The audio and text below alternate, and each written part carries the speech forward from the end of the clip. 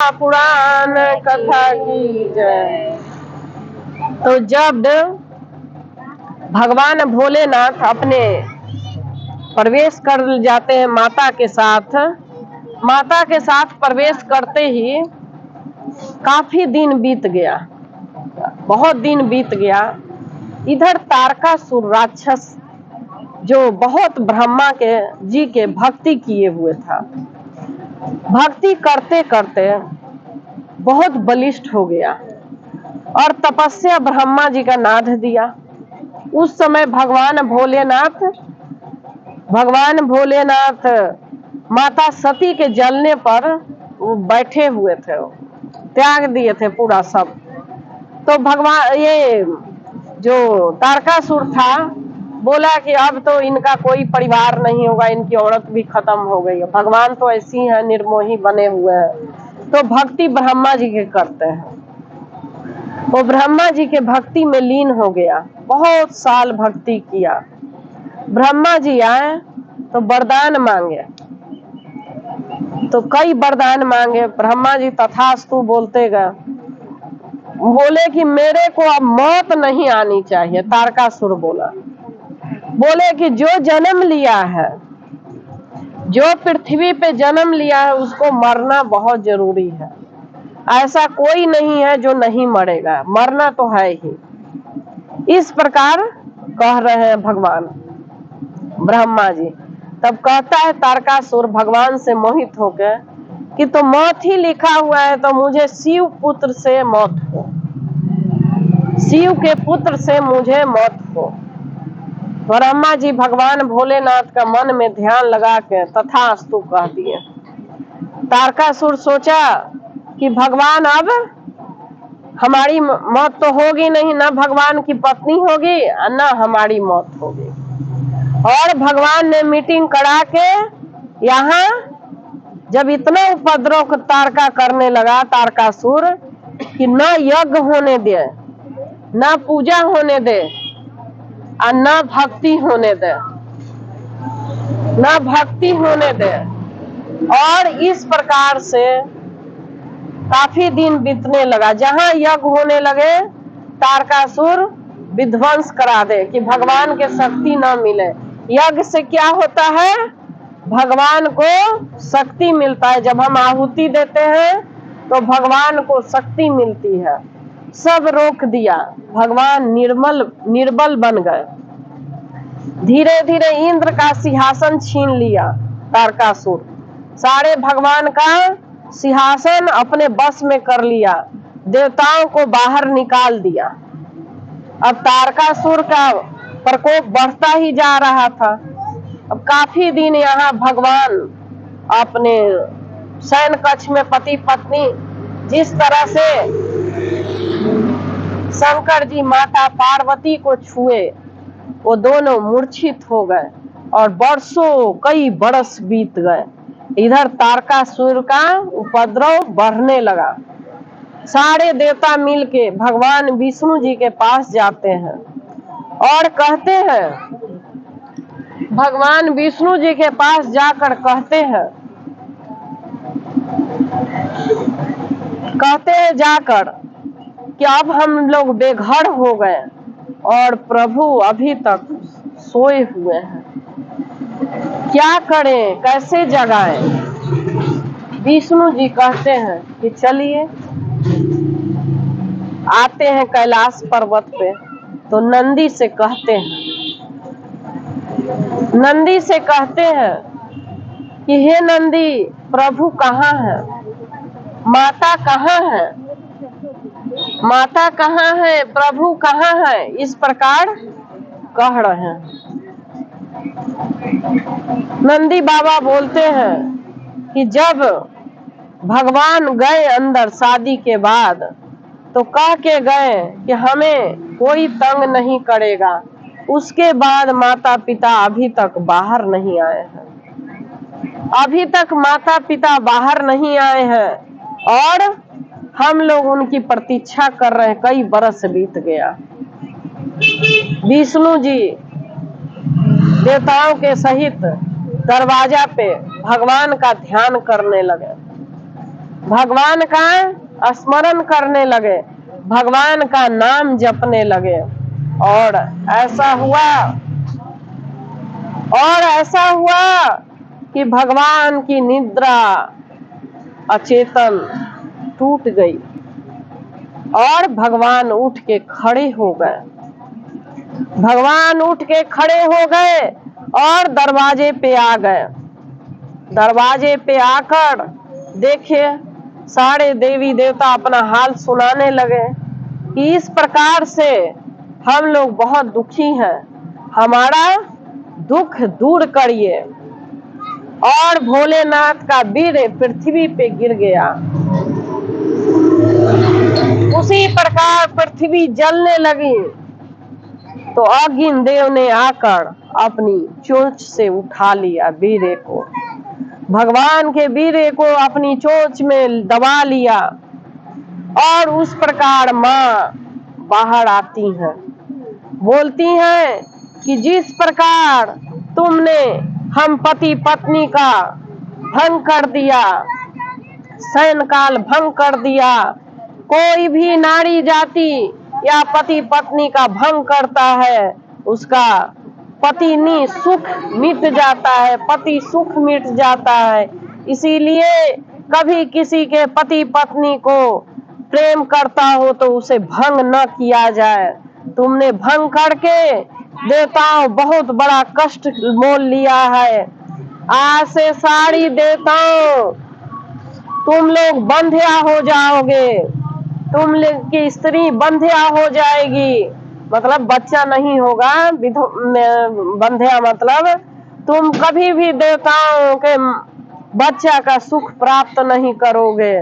और किसी भी, उसी टाइम बोल रहे हैं, किसी भी पति पत्नी को जो तंग करता है सहवास में, उसका घर, उसको पति का सुख नहीं मिलता, उसका पत्नी का सुख नहीं मिलता। पति पत्नी जब सोए रहते हैं तो उन्हें तंग नहीं करना चाहिए। माता पार्वती जी कहती हैं कि अगर तंग करते हैं उस क्षण में तो उसका पति से वियोग हो जाएगी, पत्नी से वियोग हो जाएगी।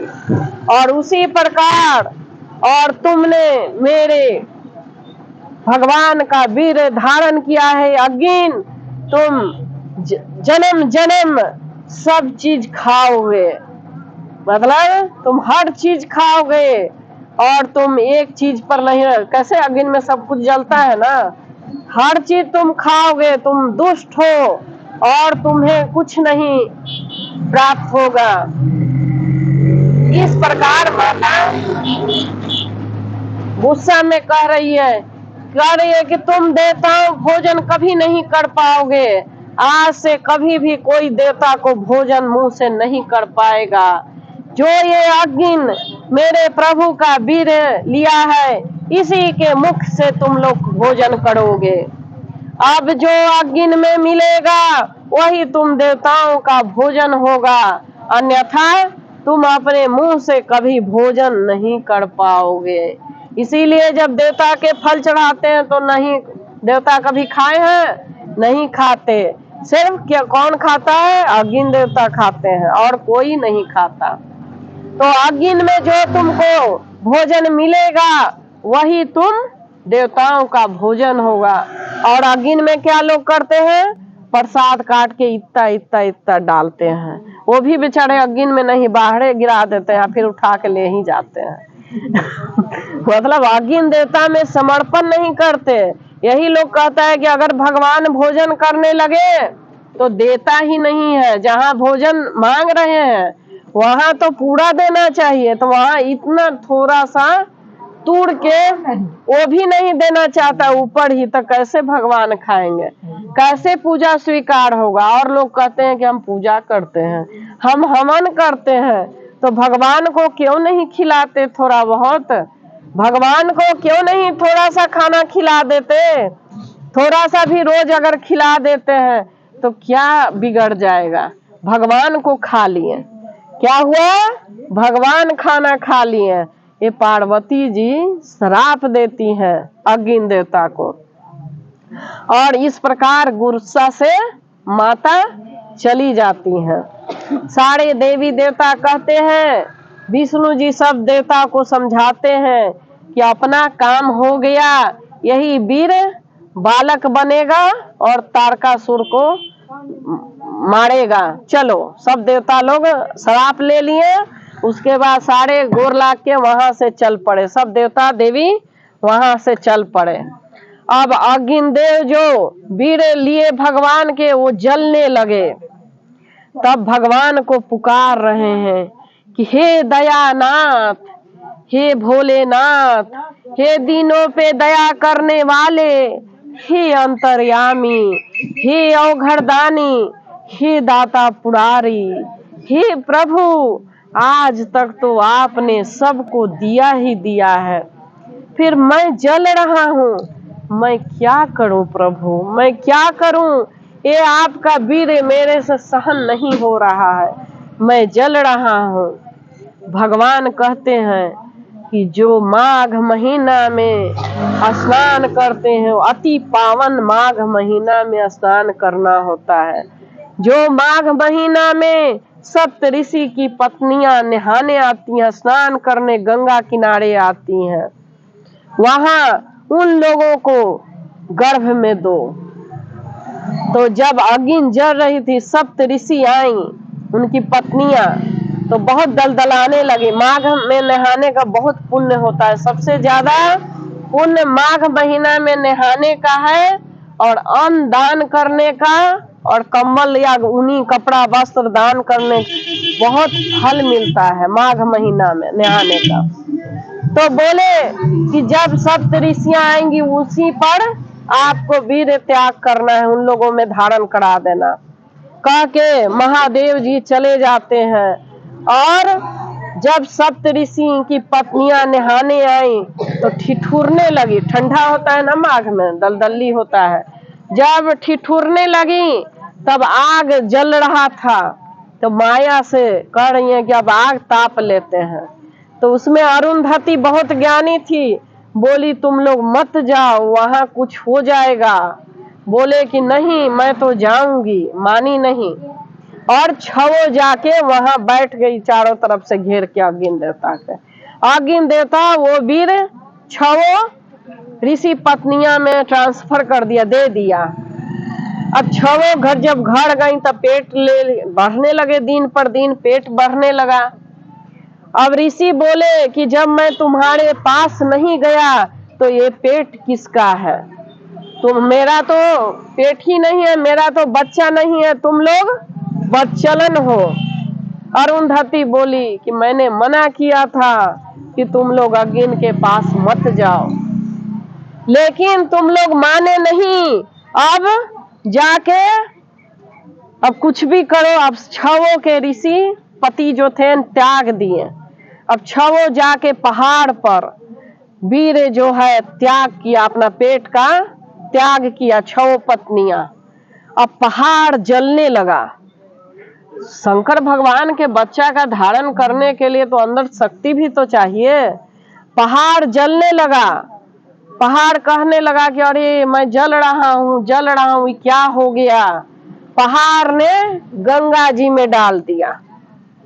अब गंगा में जाते ही वीर गंगा जी जलने लगी, तड़पने लगी। बोली कि हाय, मैं जल रही हूँ, मैं जल रही हूँ, मैं जल रही, ये कैसा है, क्या है, मैं, मेरे से सहन नहीं होगा। उन्होंने सरकंडा पर फेंक दिया। जब सरकंडा गया, सरकंडा वही सरकंडा पर गया।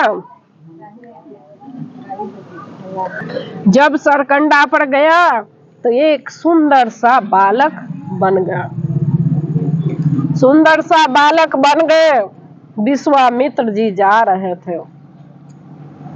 विश्वामित्र जी देखे कि इतना खूबसूरत बालक कौन है, इतना सुंदर बालक कौन है। जाके बालक बुला रहा है कि इधर आइए, मैं शिव पुत्र हूँ, मैं शिव पुत्र हूँ, मुझे ज्ञान दीजिए।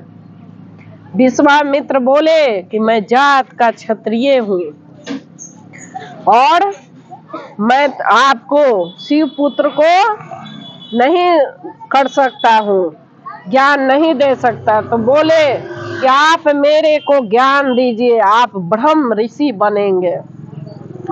आप मेरे को ज्ञान दीजिए, आप ब्रह्म ऋषि बनेंगे और श्रेष्ठ आपके पास राम जी आएंगे, विष्णु जी आएंगे।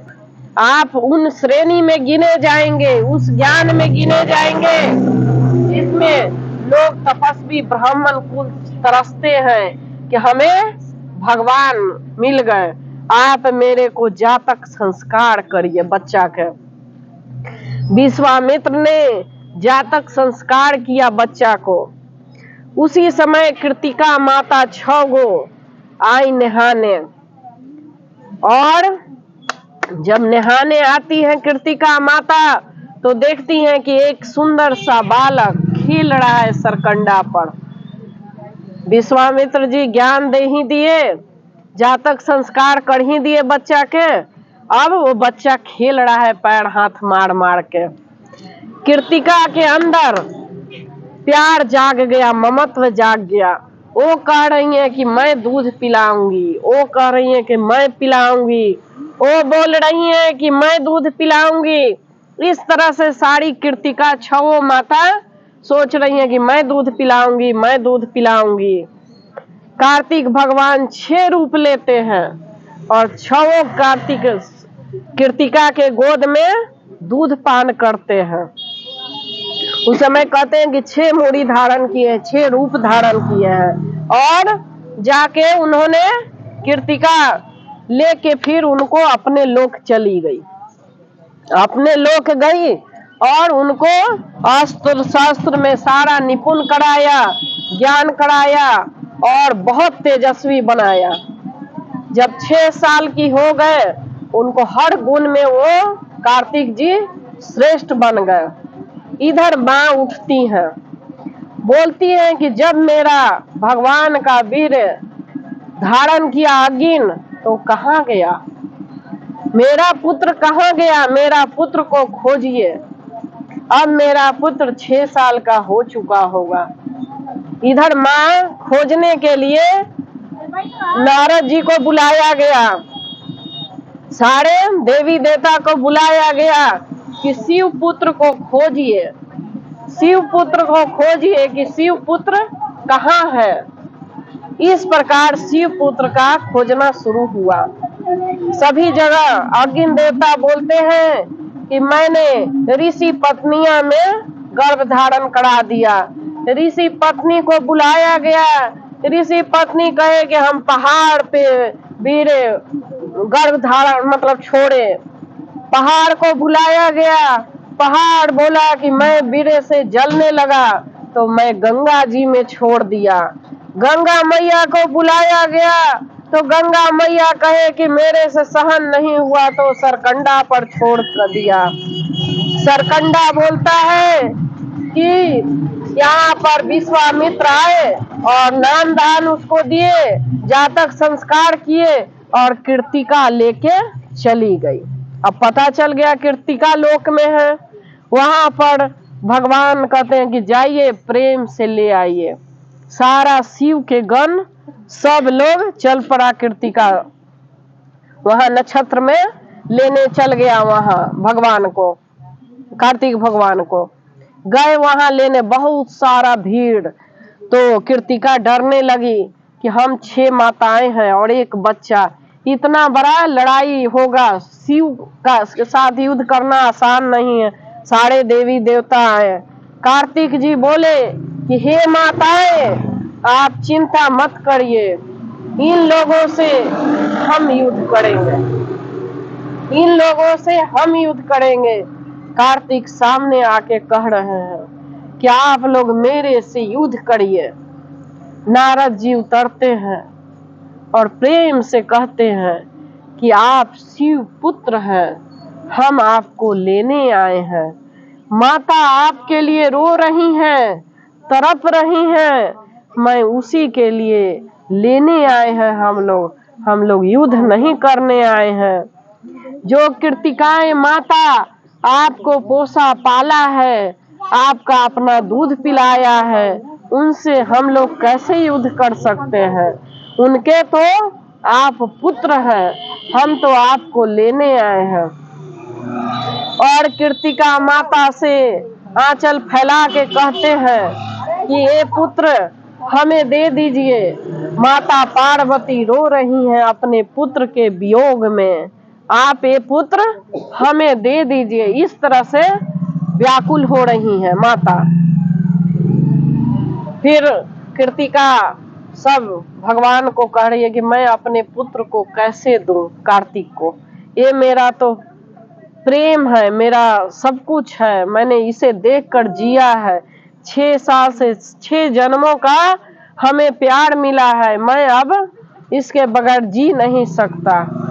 सब भगवान समझाते हैं, देवता पितर कहते हैं कि नहीं, ये तो जाएंगे ही, तारकासुर का वध करना है और भगवान इंतजार कर रहे हैं, नहीं तो महाप्रलय हो जाएगा। और इस प्रकार कार्तिक जी को विदाई के लिए तैयार किया जाता है। कार्तिक जी कहते हैं कि आप माताओं भी मेरे साथ चलिए, और सब लोग कैलाश पर्वत पर जाने के लिए निकल पड़ते हैं।